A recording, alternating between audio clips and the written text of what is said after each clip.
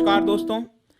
इस वीडियो की शुरुआत से पहले मेरा आपके लिए एक प्रश्न है। अगर मैं आपसे कहूं कि आपको अगर एक मोबाइल फ़ोन खरीदना है और मोबाइल फ़ोन खरीदने के लिए आपके पास दो ऑप्शन है। ऑप्शन पहला ये बोलता है कि यहाँ पर जो मोबाइल फ़ोन है वो सस्ता है, काफ़ी सस्ता है, जो क्वालिटी है, फीचर्स है मोबाइल फ़ोन में वो काफ़ी अच्छे हैं, लेकिन वो मेड इन चाइना प्रोडक्ट है।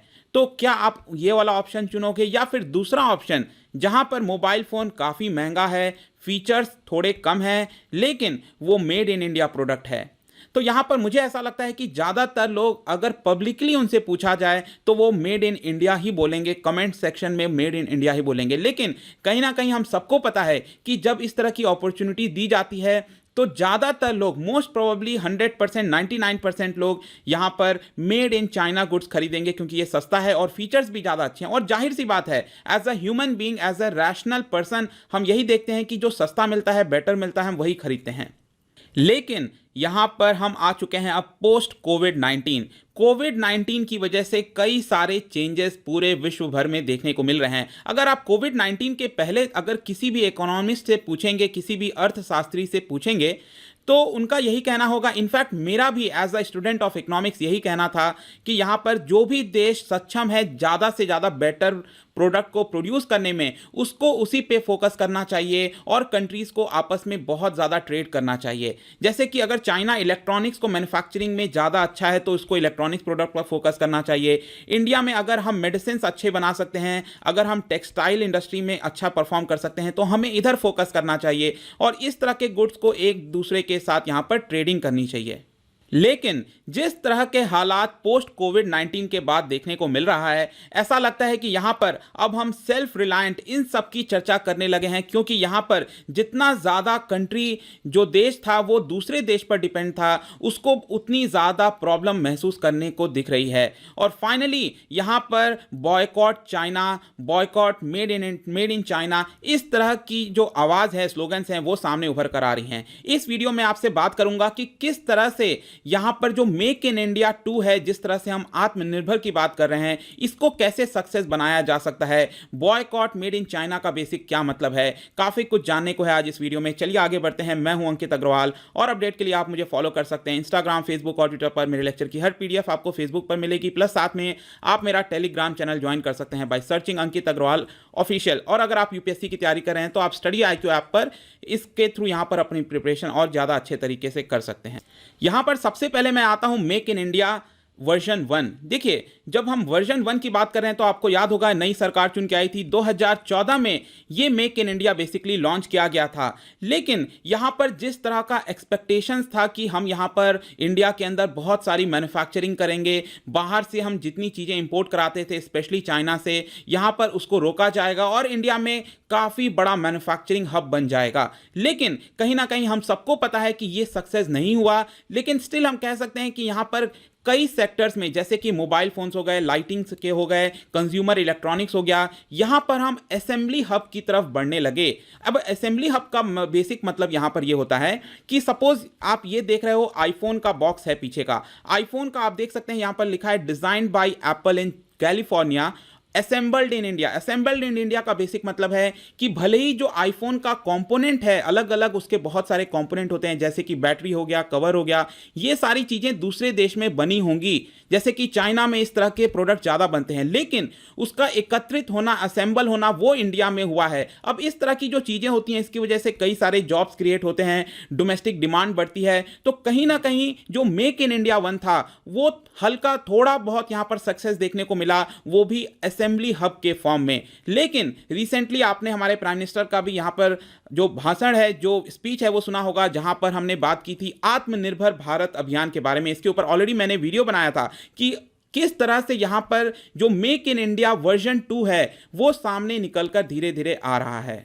और मेक इन इंडिया 2 के अंदर यहां पर सिर्फ असेंबली की अब हम बात नहीं कर रहे हैं, अब हम बात कर रहे हैं अपने जो डोमेस्टिक मैन्युफैक्चरर्स हैं उनको प्रोटेक्शन की, वो ज़्यादा से ज़्यादा प्रोड्यूस करें, उनका जो कंट्रीब्यूशन है वैल्यू चेन के अंदर वो तेजी से बढ़े। जैसे कि असेंबली हब की जब हम बात करते हैं तो यहाँ पर अलग अलग देशों से जो प्रोडक्ट्स जो कंपोनेंट्स बनकर आते हैं उसको हमने इंडिया में बनाना धीरे धीरे अभी स्टार्ट किया है। अभी भी इसमें बहुत ज़्यादा सक्सेस नहीं मिला है, लेकिन अब हम क्या करने जा रहे हैं वर्जन 2 के अंदर कि यहाँ पर जो बाहर के देशों से ये छोटे छोटे कंपोनेंट्स आते थे इसको अपने डोमेस्टिक इंडस्ट्री में इंडिया के अंदर ही, भारत के अंदर ही यहाँ पर जो हमारे लोकल प्रोड्यूसर्स हैं उनके द्वारा वो मैन्युफैक्चर किया जाएगा और इंडिया में ही असेंबल किया जाएगा, और यहाँ पर इसके थ्रू हम अपने भारत के अंदर भी उसको बेच सकते हैं और भारत के बाहर भी उसको एक्सपोर्ट किया जा सकता है। अब मैं आपको यहां पर एक रीसेंट का एग्जांपल बताता हूं। आपने देखा होगा कोविड-19 के समय यहां पर जो मेडिसिन की रिक्वायरमेंट है वो बहुत तेजी से बढ़ गई थी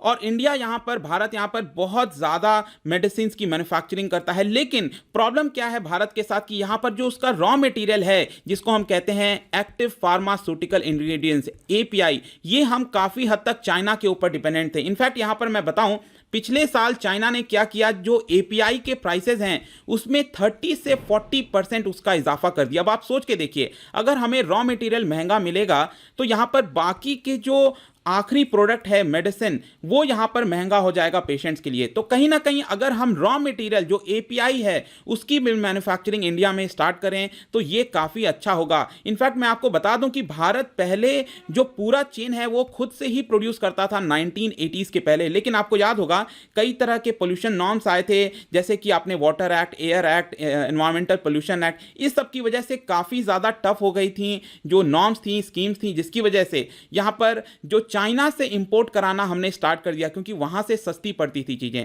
अब इसी को देखते हुए यहां पर चाइना का कहना है कि वहां के चाइना के अंदर भी जो पोल्यूशन नॉर्म्स हैं उसको यहां पर स्ट्रिक्ट किया गया है, जिसकी वजह से API के प्राइस 30 to 40% बढ़ गए हैं। मेरा यह नहीं कहना है कि यहां पर एनवायरमेंट को हमें इग्नोर करना चाहिए, लेकिन यहां पर दोनों चीज को बैलेंस बनाते हुए यहां पर एनवायरमेंट प्रोटेक्शन करते हुए सरकार को कई ऐसी चीजें करनी चाहिए ताकि जो पूरा असेंबली हब है, जो कंपोनेंट की मैन्युफैक्चरिंग है शुरुआत से लेकर आखिरी तक, ये सारी चीजें भारत के अंदर होनी चाहिए और कहीं ना कहीं इसी का फोकस होने वाला है मेक इन इंडिया वर्जन 2 के अंदर। अब मैं यहां पर आपको डेटा दिखाता हूं जो इंडिया का, भारत का ट्रेड डेफिसिट है। ट्रेड डेफिसिट आप देख सकते हैं कि हम जो इंपोर्ट करते हैं, मतलब कि भारत में हम बाकी देशों से मंगाते हैं जो गुड्स को, उसका प्राइस है करीब $500 बिलियन से भी ज्यादा। ठीक है, ये थोड़ा सा पुराना डेटा है 2018-19 का, लेकिन स्टिल आप देख सकते हो $500 बिलियन से भी ज्यादा हम बाहर से मंगाते हैं। लेकिन जब हम एक्सपोर्ट करते हैं, बाहर के देशों को बेचते हैं, it is just more than $300 billion. तो यहां पर $300 बिलियन के आसपास हम एक्सपोर्ट करते हैं, जिसकी वजह से यहां पर हमें ज्यादा पे करना होता है, करीब $150 बिलियन से भी ज्यादा, मतलब कि ये ट्रेड डेफिसिट बन जाता है। लेकिन प्रॉब्लम क्या है कि ये जो 150 बिलियन से भी ज्यादा ट्रेड डेफिसिट है हमारे देश का, इसमें एक बहुत बड़ा हिस्सा है वो है चाइना। यहां पर आप चाइना का अगर आप डेटा देखेंगे, भारत और चाइना का ट्रेड का, तो भारत चाइना का ट्रेड करीब $90 बिलियन के आसपास है। यहां पर आप देख सकते हो 2018-19 का डेटा है कि चाइना से हमने करीब $70 बिलियन के जो गुड्स हैं वो मंगाए थे, लेकिन एक्सपोर्ट किया था हमने सिर्फ $16 बिलियन का, और जिसकी वजह से यहाँ पर सिर्फ चाइना के साथ ही $53 बिलियन से भी ज़्यादा का यहाँ पर हमें ट्रेड डेफिसिट देखने को मिल रहा है। मतलब कि ओवरऑल जो ट्रेड डेफिसिट है पूरे देश का, उसमें 1/3 हिस्सा आप डायरेक्टली चाइना से लिंक कर सकते हैं। लेकिन यहाँ पर कोविड-19 की वजह से पिछले कुछ समय से यहाँ पर देखने को मिल रहा है जो ट्रेंडिंग चल रहे हैं टॉपिक, जैसे कि यहाँ पर बॉयकॉट करना चाहिए, मेक इन चाइना वाले प्रोडक्ट्स को हम बॉयकॉट करेंगे। इसको देखते हुए कई सारी आवाजें उठी हैं डायरेक्ट सिटीजन्स के द्वारा, लेकिन ध्यान रखिएगा जो सरकार है वो डायरेक्टली इस तरह की चीज़ों का इस्तेमाल नहीं कर सकती, क्योंकि कई सारे नॉर्म्स होते हैं जिसको देखकर यहाँ पर डायरेक्टली सिटीजन्स ने ट्विटर हो, अलग अलग सोशल मीडिया प्लेटफॉर्म पर इस तरह के वॉइसेज रेज करने की कोशिश की थी। इनफैक्ट मैं आपको बता दूं 2 दिन पहले ही आपने सुना होगा, दैट इज सोनम वांगचुक, एक बहुत बड़े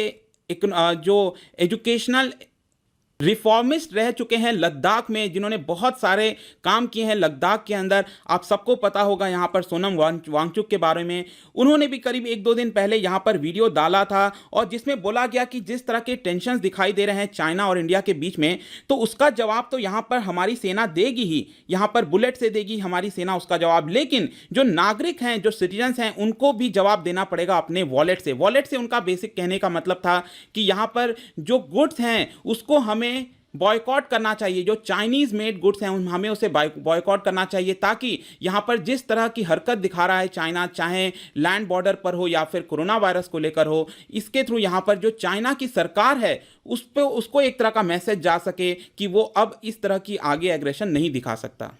और ऐसा नहीं है कि इस तरह की जो वॉइसेस हैं वो सिर्फ भारत में ही उठ रही हैं, आप भारत के बाहर भी देखेंगे तो यहाँ पर अमेरिका में एक सर्वे कराया गया था और वहाँ के लोगों से पूछा गया था कि क्या आप चाइना के गुड्स को बॉयकॉट करोगे, तो आप देख सकते हैं कि यहाँ पर करीब 40% सिटीजन्स ने वहाँ पर बोला कि जी हाँ, हम यहाँ पर डायरेक्टली अगर चाइना का कोई प्रोडक्ट है वो हम नहीं खरीदने वाले हैं। वहीं आप बाकी देशों का देख सकते हैं, परसेंटेज बहुत कम है, जैसे कि भारत का है करीब 20%, लेकिन चाइना के प्रति जो है यहाँ पर बाकी देशों में भी इस तरह के जो वॉइसेस हैं वो धीरे धीरे रेज हो रहे हैं।